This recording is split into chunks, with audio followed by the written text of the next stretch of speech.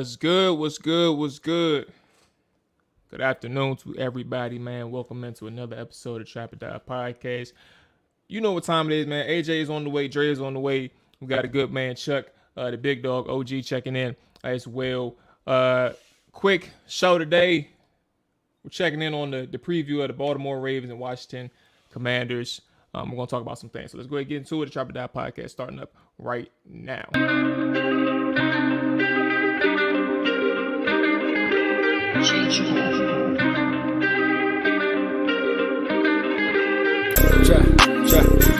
Trap it down. Trap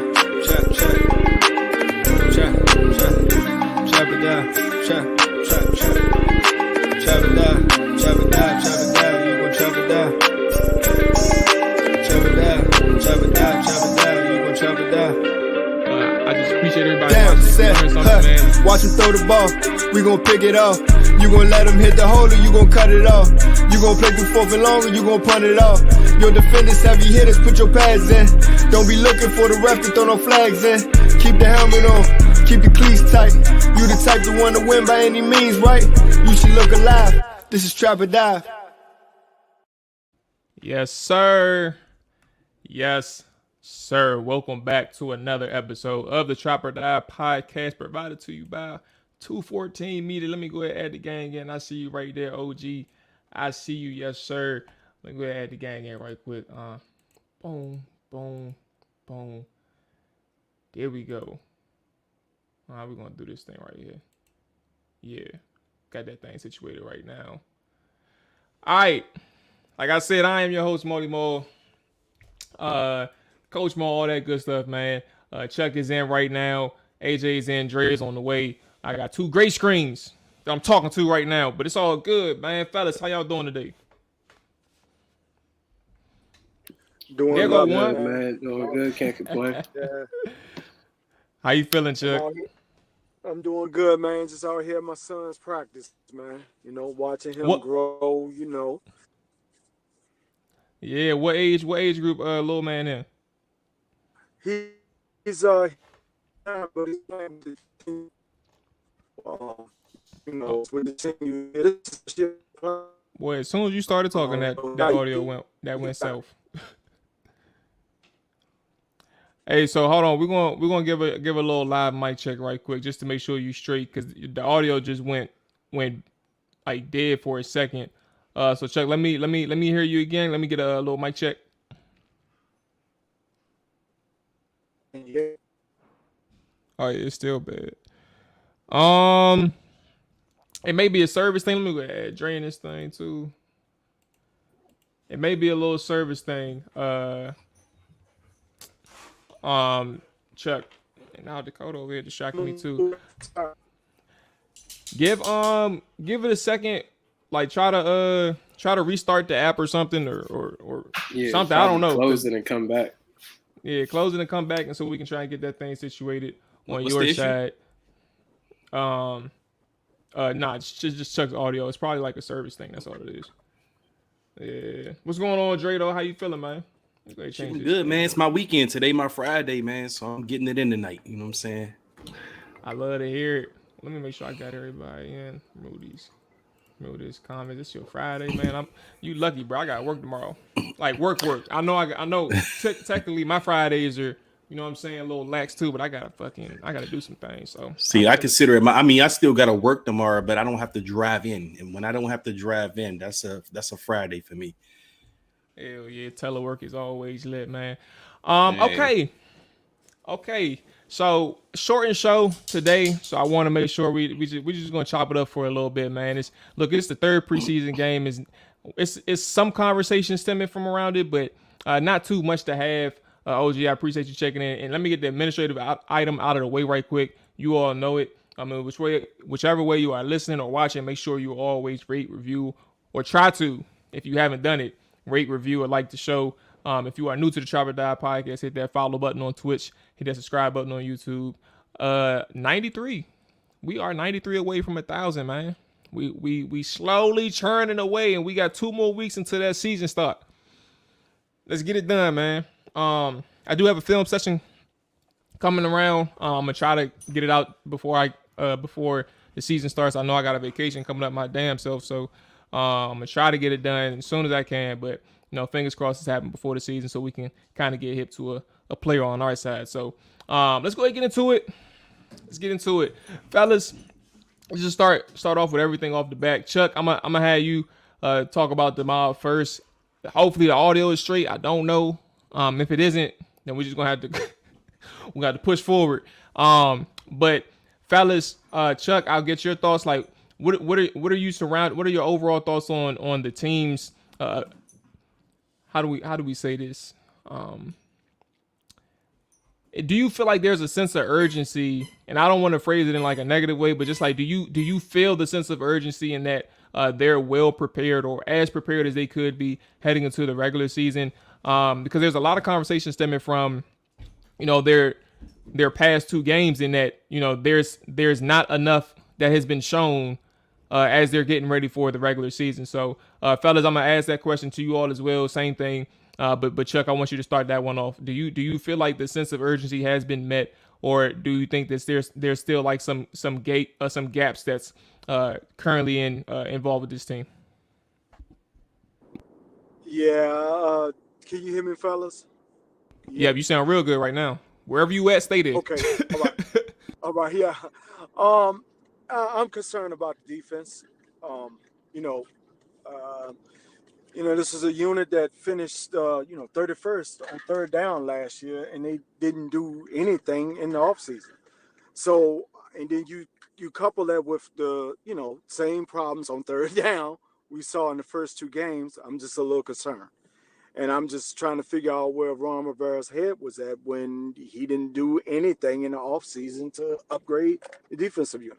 Yeah, you fired a defensive coach. Okay. But I don't know. I'm a little concerned about the defense. That's where I'm at. Now, a follow-up to, and AJ, I want to get your thoughts next. Chuck, the defense is definitely it's a rightful concern. Like last year, nobody anticipated it going that bad for that unit. In whichever ways that it did, like nobody anticipated that drop off from top 10. Now we know that top 5 was kind of fluke because of who they played on their schedule, but you thought it was a good defense, and so nobody anticipated 2021 going the way in which it did, right? So the rightful concerns exist, like, and it's legitimate for everybody who has some issues with this defense. Is this something where that can be fixed with from a coaching standpoint, or like is it a mix of? Because I don't want to always lean to the extreme sides. Like that's why I'm trying to monitor like how I ask these questions. But is this something that can be fixed through a coaching style, or do you think that there's something here with the players where maybe they're just not as good as they should be? Like what's the mix? How do you personally balance assessing what's going on with the defense?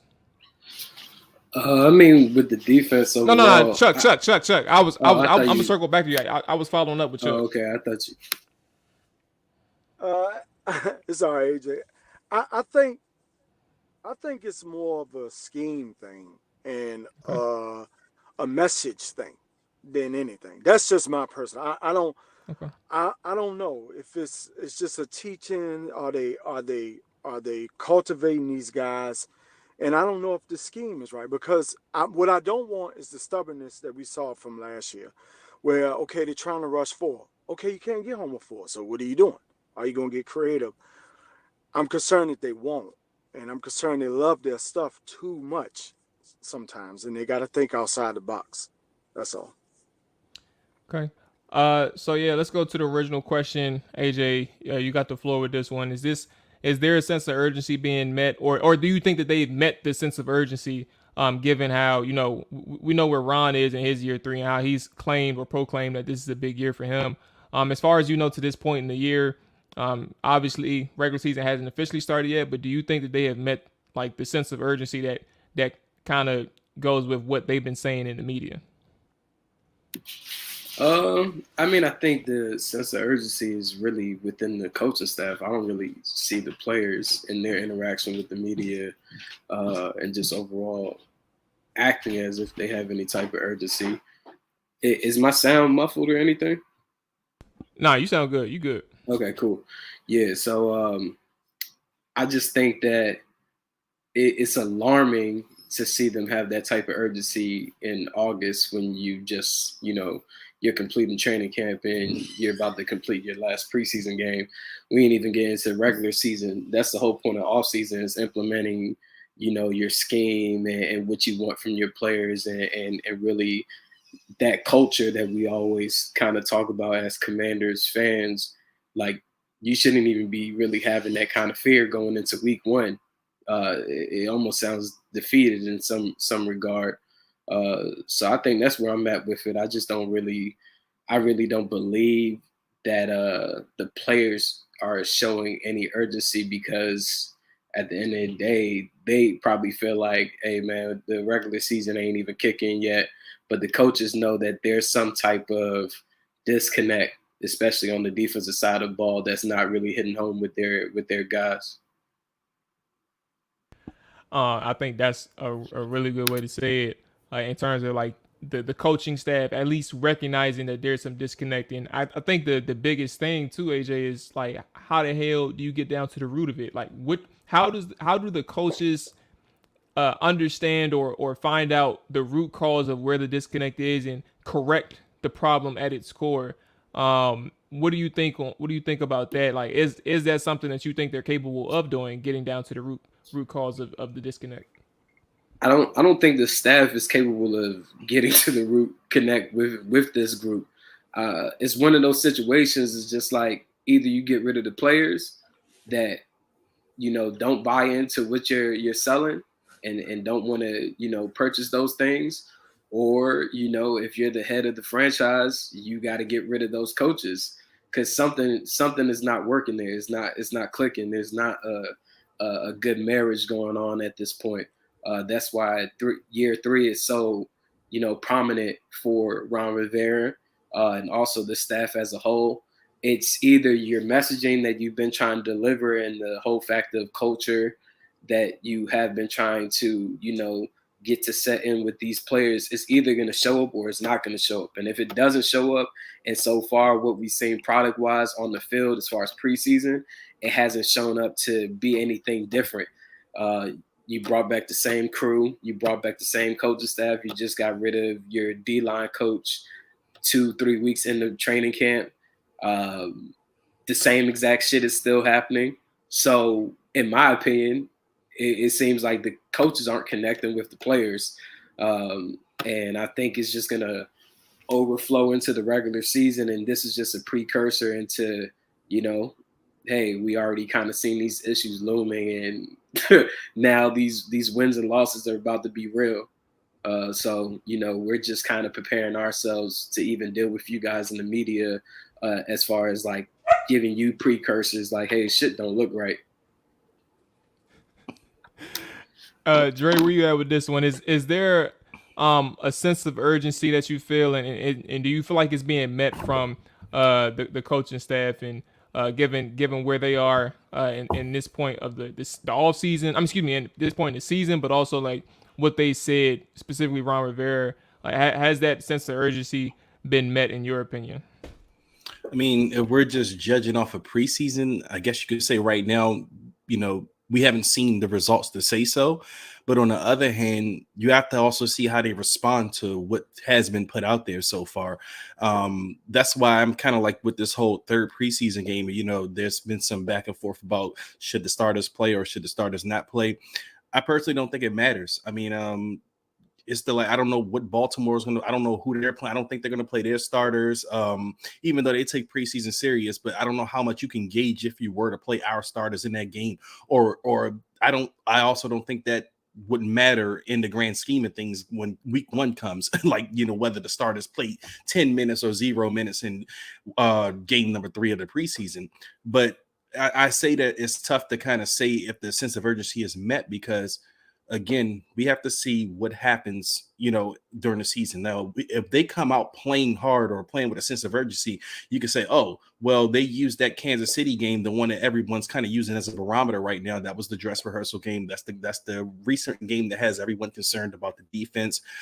Now, if they come out week one, they look good, you can say, okay, they use this game as a measuring tool, or they use that game to get better. But if they don't, then people are going to look back to that game and say, hey, we've seen the problems arise in the preseason, but not only were they arising in the preseason, these are problems that are carrying over from last year. So, I mean, but again, we just really can't say right now. We're just kind of living in a moment. So all we have to go off of right now is what we've seen, and what we saw last year was a poor defense. And then nothing so far in the preseason has kind of encouraged us to believe something has changed, for this upcoming season.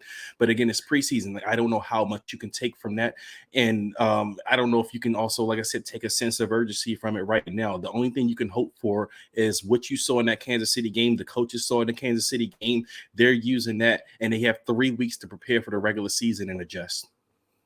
Well, I just wanted to chime in real quick. Of course, I know we trying to make this a quick show, but then we just talked about this, I want to say Tuesday, where I was like, there's no way that any of the starters should play the last preseason game. And especially against Baltimore, they're not playing their starters. It's not like you're about to go against Lamar Jackson. I agree.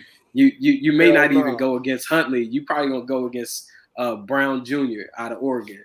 Like, right. So I was talking to some players on the team, and they're like, man, we sending out blitzes on defense in preseason. Like, the shit was like an actual like defensive game plan. And I think they're just trying to give themselves like some type of optimistic feeling going into week one. And it's like, you're going to be going against number 2s and number 3s, guys really fighting for their lives. You feel me? Because in the last preseason game, it's dudes that may be playing their last football game ever in their whole life. And that's why I said it's dangerous to put your starters out there. So I just think it's very scary. No matter if it's 1 or 3 snaps, those guys are still at risk. And I just feel like Ron and company, they know that something is not clicking. Like, it's not clicking. And I think that's something that everyone should be alarmed about. And we'll kind of follow up on AJ's point. If you do see the starters out there against Baltimore's second or third stringers in preseason, I don't know how much you can take from it as far as, something's not clicking, or if it's more so, I'm pissed off, these guys need to play better, and I'm going to make them, this is punishment. Like, I don't know if you can view it as a punishment or if it's something not clicking, but either way, it's not an ideal situation to play the starters in the third game of the preseason. I personally will play 0 guys this coming weekend because, like AJ said, I don't think it means anything if you're going against Baltimore's second or third stringers. Yeah, man, just do joint practices next year. Like, get something out of it. If you want a change of tempo and pace, start doing some joint practices, bro. Like, you're not gonna get that out of a third preseason game out of starters, man. Hey, them joint practices return to the WWE. I just seen that boy Aaron Donald throwing that. You might need goddamn helmet, the bro. 2 helmets coming at your head. Like, you might need that because practice is scripted. So it's like, if you're going against an opposing team, it's not going to be scripted in that way where you know what they're doing to change the pace. And I feel like this is one of those teams that should have took advantage of joint practices this training camp. Well, there's 2 things here. First, let me check in with the comments first. Because OG in this thing, he said, treat it like Madden preseasons, mixing starters and second unit until the third. Starters play with backups. With the crowd booing, JDR not treated like Madden. Consistently saying, right, he's in the hot seat. I'm not sure guys are willing to listen to Jack Del Rio. And then my boy Montel, Jeff mentioned, I feel like the player's talent is evident, not because it's first round labels, but because individually we can see that certain guys can play. So I think you're talking about the defensive line and maybe Jamin, I would imagine. Got to max out the potential that's on the coaches. OG said starting O need to start until a TD. And then T checked in. Tar said 100%. I think when you were talking about something about the coaching staff, I forgot the exact comment. But listen though, here's the 2 things that I want to say. First thing is, I agree on the joint practices. Like, we knew that they had joint practices scheduled with the Bills at some point, and that went to shit for whatever reason. I'm not going to sit here and say it was revolving around J.D. McKissick, because truth is we don't really know why they canceled it. Of course, it was a storyline that followed. J.D. reverted and came back to Washington, and all of a sudden there's no more joint practices, but. Rivera changed his tune in the media and said, we don't really need it. So you kind of figuring out like what is the truth there. So I do agree about the joint practices thing, but secondly, I disagree with everybody when you're talking about the third preseason really shouldn't they shouldn't have to play. I think there's a so this is the second season in which the three preseason game thing has been in effect for the NFL, and there are a variety of ways in which teams around the league are playing that third preseason game.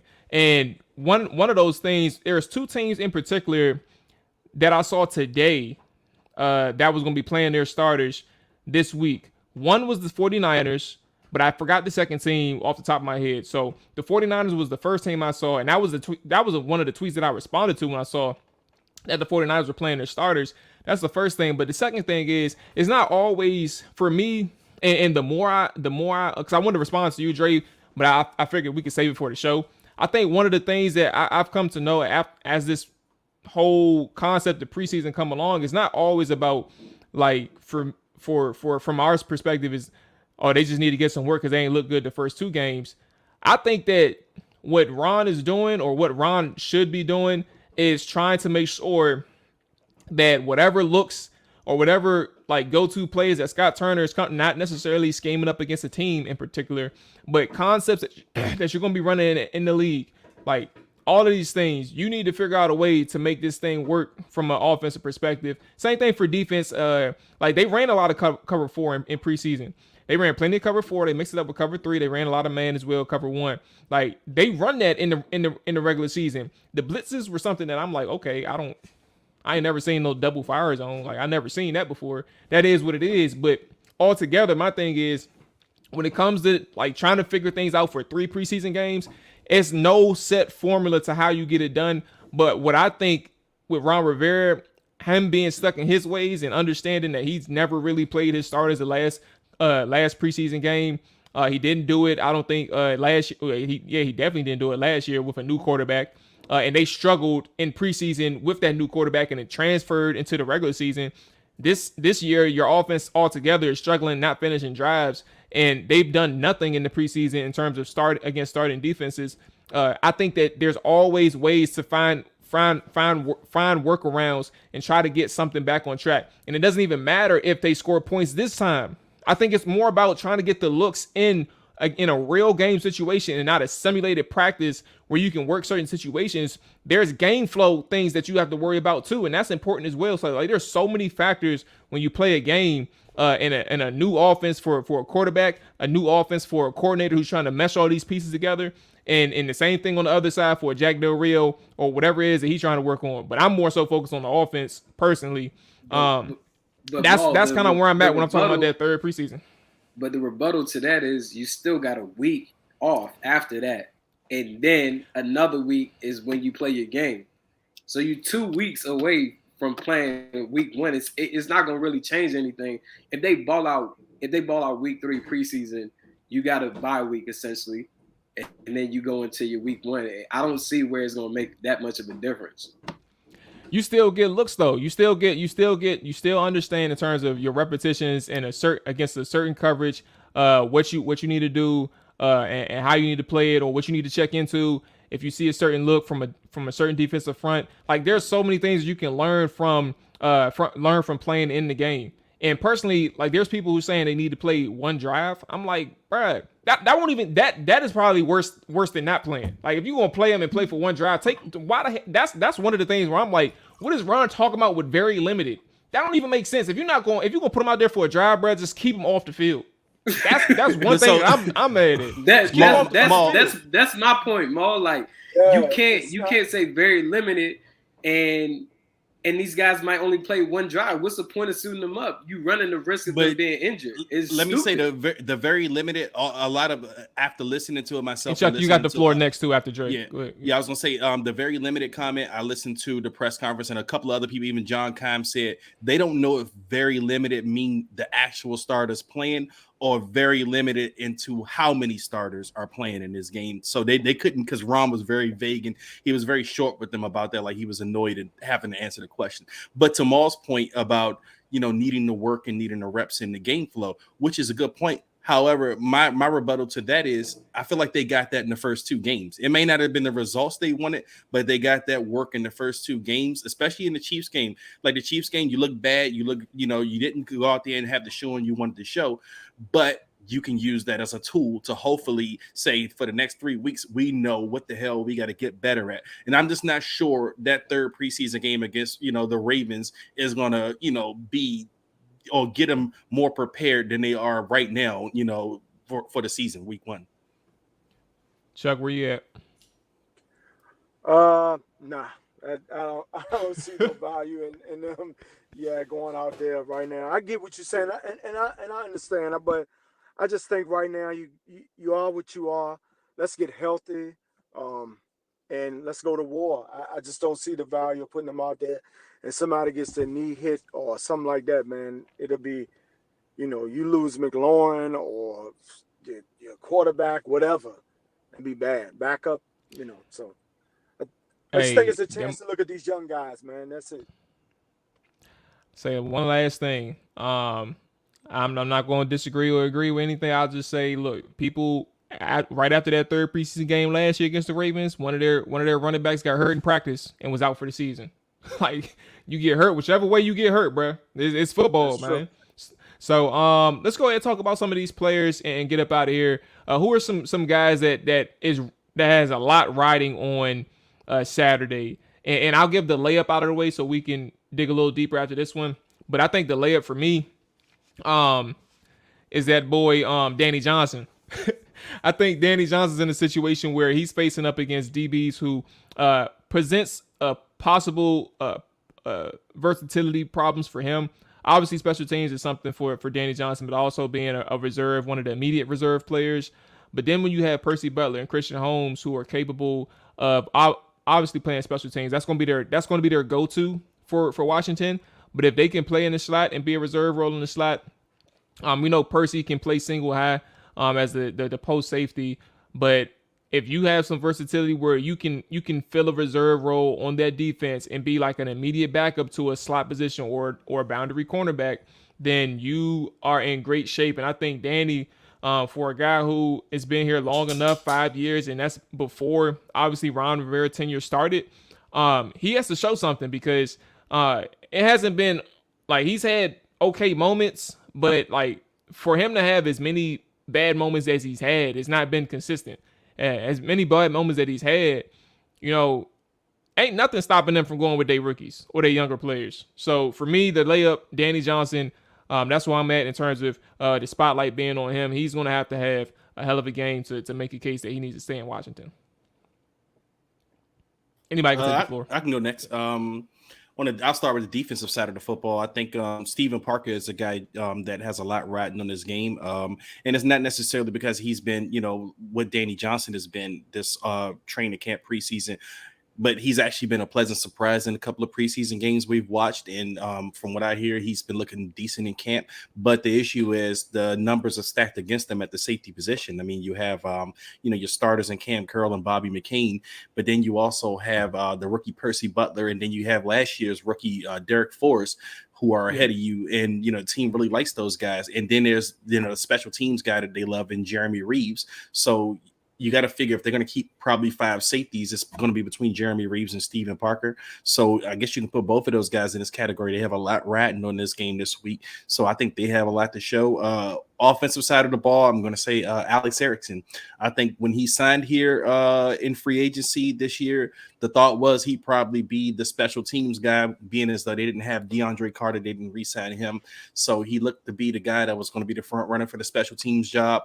Also, maybe the 6th wide receiver spot. But from what we know, Dax Milne, he's surpassed Alex Erickson at that. And also Alex Erickson hasn't looked good at special teams on the kick returns. He's taken some balls out of the end zone that he shouldn't have taken out of the end zone, and he hasn't gotten it back to the 25-yard line where you need to get it to. So him, Jeremy Reeves, and Stephen Parker are guys I think have a lot riding for this weekend.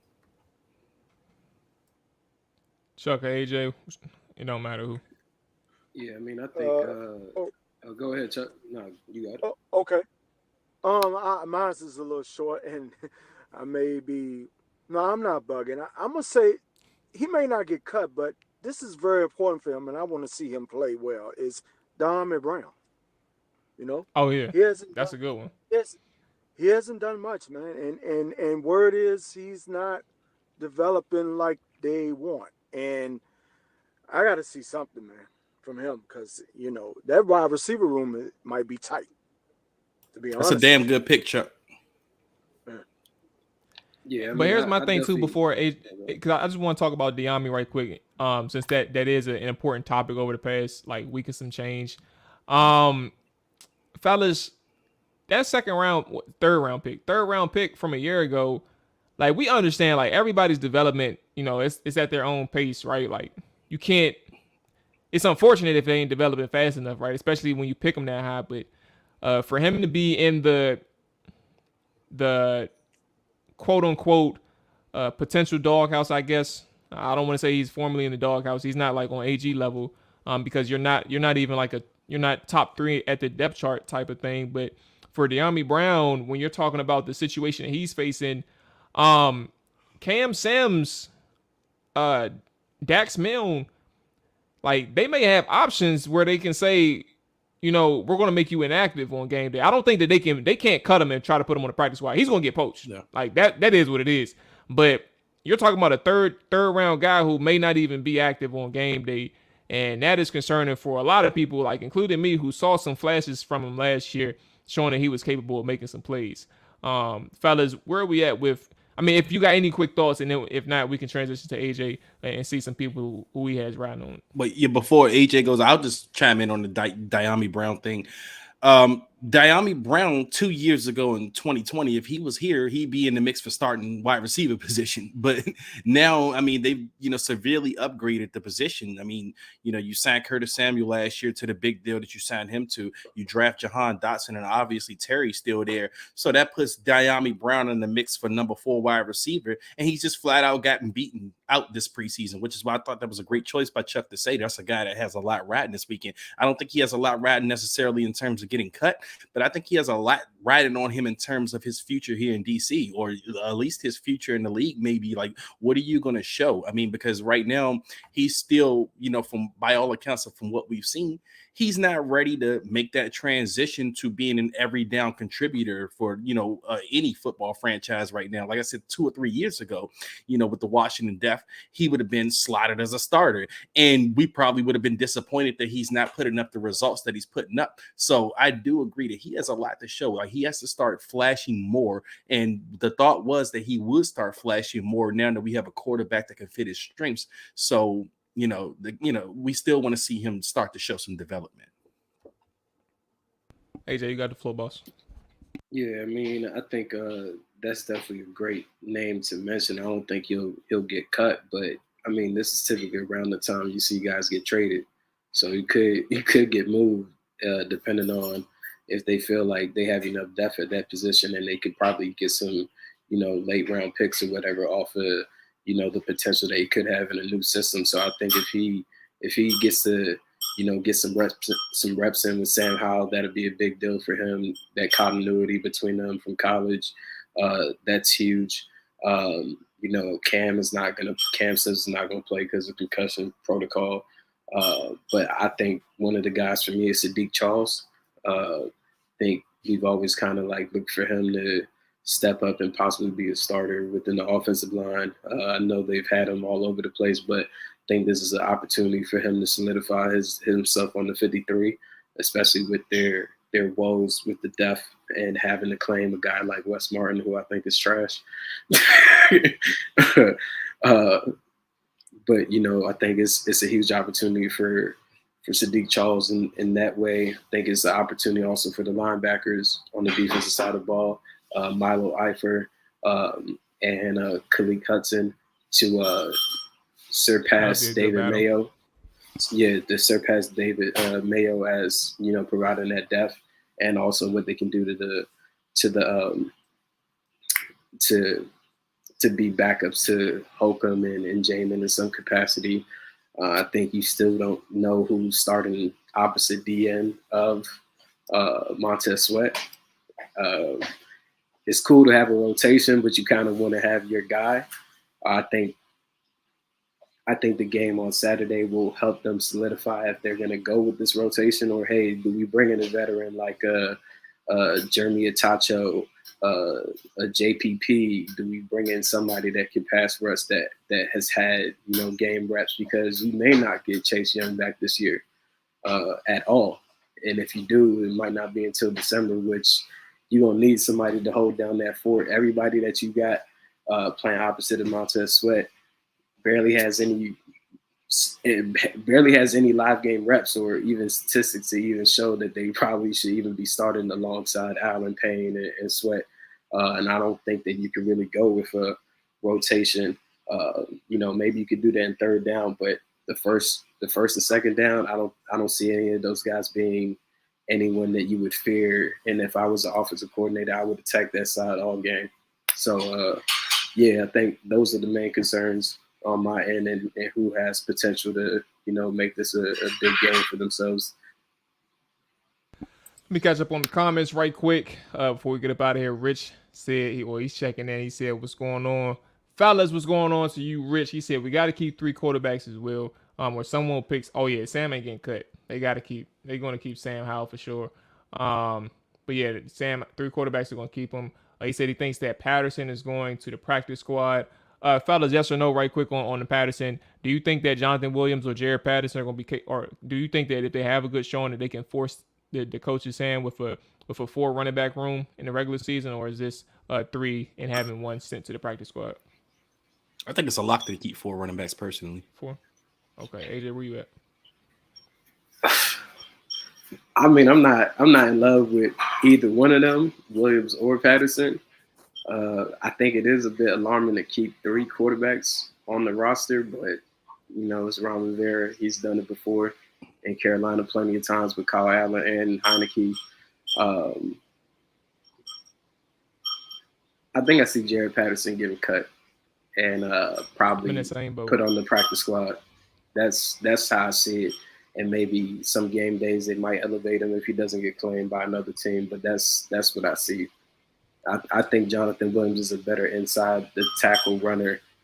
So outside of Brian Robertson, you don't really have that guy in their opinion. I think J.D. McKissick can run in between the tackles too. But at the same token, Jonathan Williams definitely gives you more. Okay. All right, Chuck, where you at? Yeah, I don't see them keeping 4 backs either. And I like Dude too, man. He got a lot of heart and he plays, hard, but I just don't see it. Like you said, Williams is a better runner in between the tackles. McKissick definitely can run that rock between the tackles. So yeah, it's gonna be tough to keep him, man. OG said that I'm still waiting for Cole to prove he deserves to not only re-sign but to be signed in a leadership role. Where we at? Rich said JPP would be nice. Hog mentioned, YouTube etiquette chat. Like, subscribe, share, comment, all that good stuff. Appreciate you checking in and checking in with the chat on that one, man. Good looking out, Hawk. And then Corey checked in. What's going on, Corey? Last thing I will say before I get up out of here, and give you all the floor for last comments. I think a positive, man, is Daniel Wyatt. I don't know how much he's expected to play, but he played a lot of snaps over the first 2 games with the 1s. And then obviously played a lot with the 2s as well, but he played a lot with the 1s in terms of his mixing in. I like what he's bringing from a pass rush standpoint. And I think this game, while I don't expect him to play as much as he has in the first 2 games, if he shows once again that he's a person who's capable of bringing some value as a pass rusher, an interior pass rusher from the 1 tech and the 3 techs. We're looking at a guy who can ultimately be a good situational pass rusher for Washington if he develops into that role. But he's showing some signs in the preseason that he's capable of at least pushing the pocket and creating some pressure. And I think that'll be ultimately a welcome addition for the future as well, because if they move on from Daron Payne, you have Phil Mathis as your run stopper, your interior run stopper. You have Daniel Wise as your interior pass rusher. And obviously, Jonathan Allen, he like to repeat that. But then you move on from Daron, and you essentially get 2 solid players in return that you can build with for the future as well. So I'm interested in seeing how if Daniel Wise can really can consistently or bring some value in this game as well, because it'll be a good look for Washington and what they can do with the interior defensive lineman. Yeah, I agree. Daniel Wise is a guy. I mean, I was looking at the depth chart just now, or the roster list, and that defensive end spot. I mean, to AJ's point, he was mentioning that he didn't know who would probably be the starter opposite of Montez Sweat. But I know they like James Smith-Williams. I mean, he's a guy they drafted a couple years ago. I mean, I think he's probably slated to start there. But, and AJ's right about this, I don't think James Smith-Williams instills any fear into any offensive coordinators. Like, I haven't seen him be a guy that's going to consistently generate any pass rush. As a matter of fact, he kind of reminds me of the old defensive ends we always used to get, like in those Greg Williams years and stuff, the Phillip Daniels, the edge setters. Like, those are the only type of DNs Cornelius that Griffin we was DN, right? Or he was D tackle. He was D tackle. Yeah, he was D tackle. But like, okay. it was the Phillip Dan. I felt like we had a Phillip Daniels on each side every year for the longest until we drafted Brian Arakpo. So I mean, that's what it kind of reminds me of when I look at like the James Smith-Williams and the Casey Two-Hills. That's why, like, even though I know he can't be an every down player, but I like the thought of Shaka Toney as a good rotational piece on the edge, because he offers something different, that he can bend the edge. Like, he's not a guy you can put out there every down because he'll get overwhelmed. He's a little smaller, but he can, on a third down situational pass rush, he reminds me of an old Redskin player named Indy Kalu. He was great on those third down situational pass rushes. So that's a guy I'm looking forward to this year, to see kind of take advantage of his opportunity at the defensive end spot in situational.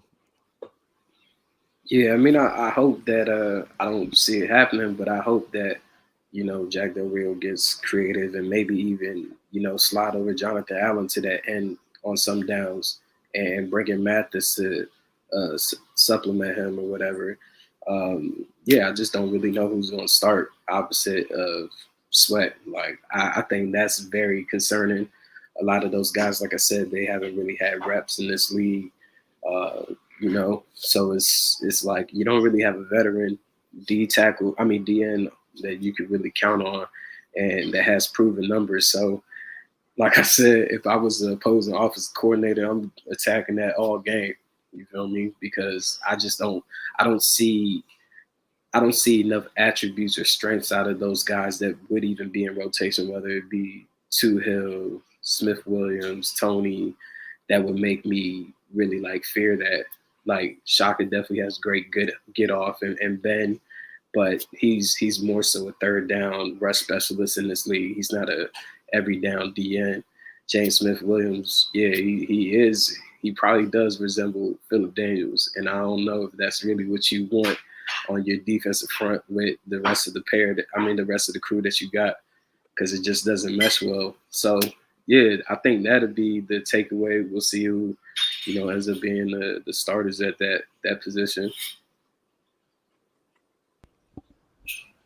Fellas, ladies, appreciate everybody who checked in today. This was an abbreviated show. I had to make some moves and skedaddle, but definitely appreciate everybody checking in. The fellas will be back on Tuesday. That'll be our next show on here. I'll be back tomorrow for the Trapper Dive Morning Show.